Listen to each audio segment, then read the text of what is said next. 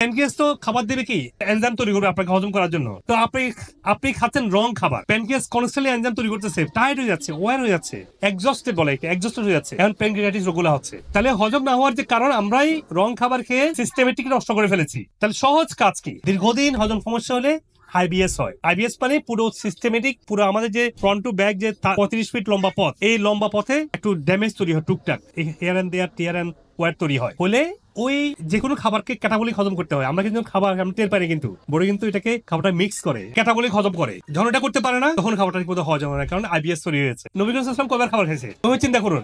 একবার, 1.5 বেলা খাবারই তো ছিল না, তাই না? তো খাবার ছিল না মানে কি? এটাই আইডিয়াল। আল্লাহ এটাই দেখাইছে আমাদেরকে যে এটাই তো এক্সাম্পল। খাবার থাকবে কেন? আমরা বাঁচার জন্য খাই। আমরা যদি খাবার জন্য বেঁচে থাকি তাহলে একদম শেষ। অ্যাসিড, এনজাইম, ফ্রুটসের মধ্যে সবকিছু আছে। খাবার আগে ফ্রুটস খেলে আপনার মেটাবলিক সিস্টেমটা একটা অ্যাক্সিলারেট থাকবে, মানে ভালো থাকবে, অ্যাক্টিভ থাকবে। সব ধরনের ফ্রুটস খাবেন। কোন কোন ফ্রুটস ভালো? সব ফ্রুটসই ভালো। আল্লাহর সৃষ্টি সবকিছু আমাদের জন্য বানিয়েছে, রিজিক, এটার মধ্যে শেফা আছে।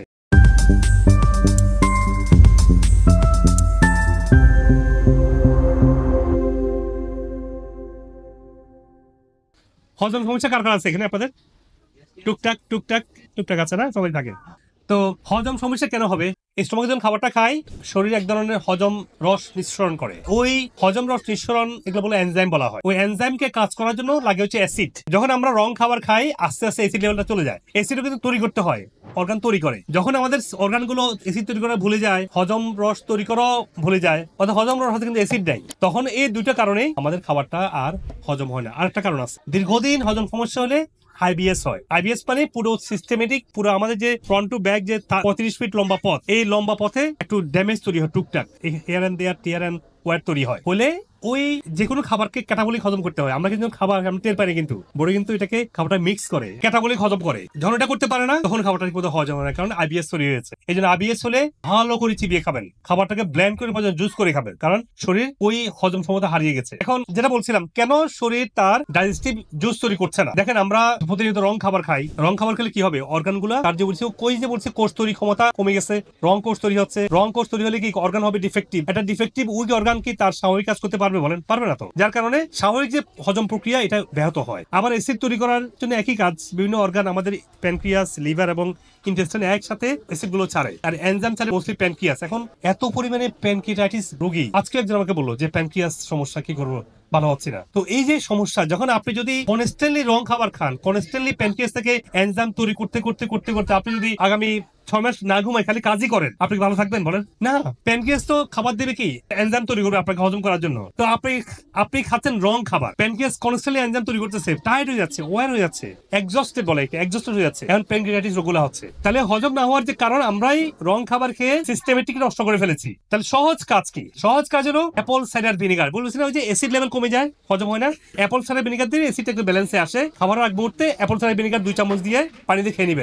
পানি বেশি খাই না খাবারের সময়, খাবারের 1 ঘন্টা পরে বা আধা ঘন্টা আগে অনেক পানি খাবেন। খাবারের মধ্যে পানি খায় না, এটা একটা বড় ভুল করি। খাবারের মধ্যে পানি খেলে ওই যে হজম যে জুস, এনজাইম এবং অ্যাসিডটা ডাইলিউট হয়ে যায়, মানে পাতলা হয়ে যায়, তখন কি হবে? হজমটা ঠিক মতো হবে না। এই জন্য খাবার সময় পানি খায় না, খাবার একটু আগে বা পরে খায়। এখন যেহেতু অ্যাসিড লেভেল কমে গেছে, আপনি অ্যাসিড খেয়ে অ্যাপল সাইডার ভিনেগার খেয়ে তারপর আপনি খাবারটা খাবেন, দেখবেন আপনার খাবারটা ভালো হজম হচ্ছে দেখবেন। আর যদি পারেন খাবার পরে আরেকটু খাইয়েন, 1 চামচ, খাবার আগে 2 চামচ, দেখবেন আরো ভালো ফিল করবেন। যাদের সমস্যা খুব বেশি তাদের জন্য আর কি। এরপরে কি হতে হবে? যে অর্গান কিন্তু উইক, যেহেতু অর্গান যদি অ্যাক্টিভেট করতে হবে, তাই না? একটা হাতে কি একটু উইক হাতে কি আমরা ব্যায়ামটা করে হাতে চালু করি না? ঠিক একইভাবে একটু বডিটাকে চালু করার জন্য একটু ব্যায়াম করতে হবে। পায়ের তলায় আমাদের প্রত্যেকটা অর্গানের সেন্টার, একটু হাঁটলে কি হবে? আমাদের শরীর আর কর্মক্ষমতা পাবে, অর্গানগুলো একটু অ্যাক্টিভ হবে, এনজাইম তৈরি করবে, অ্যাসিড তৈরি করবে, তখন হজমটা ভালো হবে। খাবারের আগে একটু হেঁটে আসেন, খাওয়ার পরে একটু হাঁটতে পারেন। ডেইলি ব্যায়াম করাটা আপনার পার্ট অফ দ্য লাইফ করে ফেলেন, কারণ শরীরে এত এক্সস্টেড, এত হার্ডওয়ার্ক করাচ্ছি বা এত টর্চার করছি আমরা রং খাবার দিয়ে। আল্লাহ তাআলা আমাদেরকে তো রং অর্গান দেয় নাই, একদম অর্গানিক অর্গান, তাই না? আমরা দিচ্ছি ভেজাল খাবার। তো আল্লাহ তাআলা ভেজাল অর্গান দেয় নাই যে আমরা ভেজাল খাবার দিব এটা হজম করি, এটা কোনো সিস্টেম নাই। রং খাবার, রং সবকিছুই আমাদের জন্য বডিকে ড্যামেজ করছে, ইনফেক্ট করছে। সেই জন্য ব্যায়ামটা লাগবে, ঘুম লাগবে। আবার ইমাজিন আপনার এই ঘরে আমরা বসে আছি না, যদি সারাক্ষণ যদি মিটিং হয়, ঘরটাকে মিটিং এর যোগ্য থাকবে? আর থাকবে না। মিটিং হবে, আবার ক্লিন করবে, আবার মিটিং হবে। তো আমরা কি করছি? আমরা গোল করে শিখেছি কি নাস্তা করবেন, আবার সেকেন্ড ব্রেকফাস্ট করবেন, আবার snacks time, lunch time, evening snacks, dinner, late snacks, তাই না, মিডনাইট স্ন্যাক্স, এই নামগুলো করে আমাদেরকে শেষ করে ফেলছে। আমাদেরকে খাবার খাবেন, নবী করিম সাল্লাল্লাহু আলাইহি ওয়াসাল্লাম কয়বার খাবার খেয়েছে তুমি চিন্তা করুন? একবার, 1.5 বেলা খাবারই তো ছিল না, তাই না? তো খাবার ছিল না মানে কি? এটাই আইডিয়াল। আল্লাহ এটাই দেখাইছে আমাদেরকে যে এটাই তো এক্সাম্পল। খাবার থাকবে কেন? আমরা বাঁচার জন্য খাই। আমরা যদি খাবার জন্য বেঁচে থাকি তাহলে একদম শেষ। এই খাবার আপনার জন্য বিষ হবে। পৃথিবীতে 1 বিলিয়ন মানুষ অপুষ্টিতে আছে, খাবার পাচ্ছে না, আর 2 বিলিয়ন মানুষ ওভার পুষ্টিতে আছে, মানে ওভার নিউট্রিশনে আছে। আর রাসূলুল্লাহ বলছে না যে worse vessel is the stomach with you fill with over feeding, when you fill stomach with over food, extra food, রাসূলুল্লাহ বলছেন দেখা যায় this is the worse vessel, মানে সবচেয়ে খারাপ জায়গা হয়, মানে শরীর যখন পেট ঠিক থাকবে না তখন পুরো শরীর শেষ। তো আমরা কখনো ওভার স্টমাক ফিল করবো না। উনি তো বলে দিয়েছেন ওয়ান তার খেতে বলছেন, উনি বলে দিয়েছেন যে তোমরা 40 বার চিবিয়ে খাও। চিবালে কি হয়, এনজাইম গুলো এখান থেকে হজম শুরু করে। কি চমৎকার না, দেখছেন কথা ব্যাটা বুঝছেন তো সবগুলো ব্যাপার। খাবার ঠিক করা, রং খাবার খাবেন না আগে, আপনারা সবসময় খাবার একবারে সালাদ খাবেন, খাবারের সাথে সবজি রাখবেন, ফল খাবেন সবার আগে। মনে রাখবেন ফল একটা কালচার কি, স্ন্যাক্স ফ্রুটস আগে আমি খাই। এই যে প্লেন দেখলাম, প্লেনে সবার শেষে ফ্রুটসটা নিয়ে আসে, এটা স্ন্যাক্স না। ফ্রুটস হবে সবার আগে, আপনার অ্যাসিড এনজাইম ফ্রুটসের মধ্যে সবকিছু আছে। খাবার আগে ফ্রুটস খেলে আপনার মেটাবলিক সিস্টেমটা একটা অ্যাক্সিলারেট থাকবে, মানে ভালো থাকবে, অ্যাক্টিভ থাকবে। সব ধরনের ফ্রুটস খাবেন। কোন ফ্রুটস ভালো? সব ফ্রুটসই ভালো, আল্লাহর সৃষ্টি সবকিছু আমাদের জন্য বানিয়েছে, রিজিক এটার মধ্যে শেফা আছে। সব ফ্রুটস খাবেন, তারপরে সালাদ খাবেন, তারপরে ভেজিটেবল খাবেন, মাছ ডিম ভাত তারপরে খাবেন। এই অর্ডার যদি পালন করতে পারেন, আর যেটা খাবেন নাকি ফার্মের মাংস ডিম দুধ কমায় ফেলেন, যতটুকু অ্যাভয়েড করতে পারেন, হজম ভালো যাবে। খাবার আগে আপনারা ভিনেগার খাবেন, হজম ভালো যাবে ইনশাআল্লাহ। তারপরে একটু ব্যায়াম করবেন, হজম অ্যাক্টিভ থাকবে। তারপর ঠিক মতো ঘুমাবেন, ঘুমানোর সময় আমাদের শরীরে হিলিং মুড়ে যায়, লেটে ঘুমালে বডি আর হিলিং হবে না। কারণ হরমোন যেটা ঘুমের রাত 10টা থেকে সন্ধ্যার পর থেকে যখন সানসেট হবে সাথে সাথে বডি তার স্লিপিং হরমোন যেটা মেলাটোনিন তৈরি হতে শুরু করে।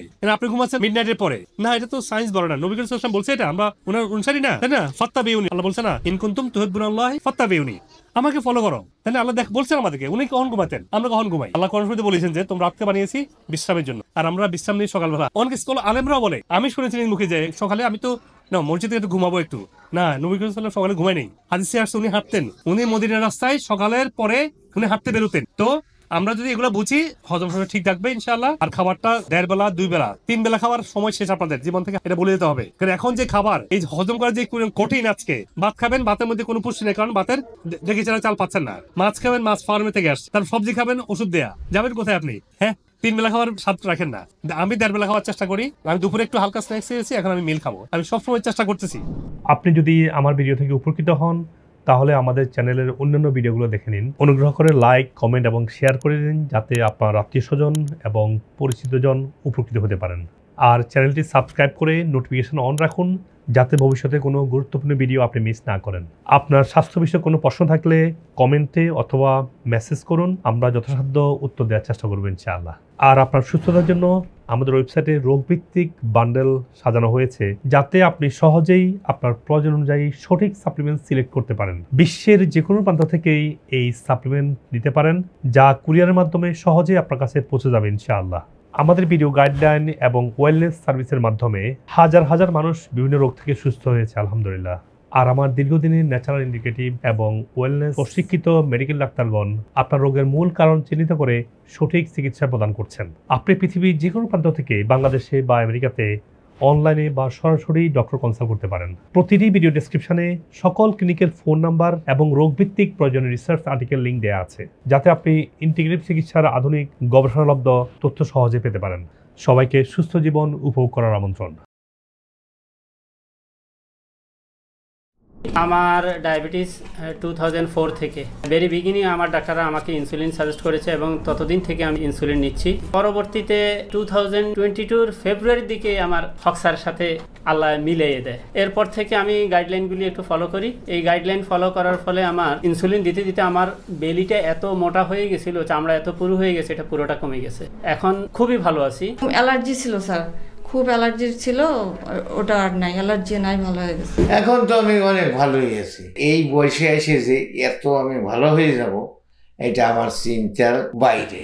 আগে যেভাবে ছিল সেটা আমি 1000% আমি মনে করি কোনো ওষুধ ছাড়া। কোমরের, পিঠের, হাঁটুর হাড় ক্ষয় ছিল, এটা জন্য আমি বসতে পারতাম না, ইন্টারভিউ নামাজ তো পড়তে পারতাম না, চেয়ারে বসে পড়লেও আমার কাছে কষ্ট লাগতো। কিন্তু এখন এটা আলহামদুলিল্লাহ আমি ভালো আছি।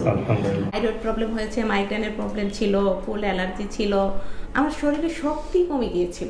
দেন আমি যখন কিছু ওজন থেরাপি আর ব্রিথিং এক্সারসাইজটা ভালো করে কন্টিনিউ করি, তখন দেখা গেল যে আমার মাইগ্রেনের প্রবলেম আল্লাহর রহমতে একদম চলে গেছে।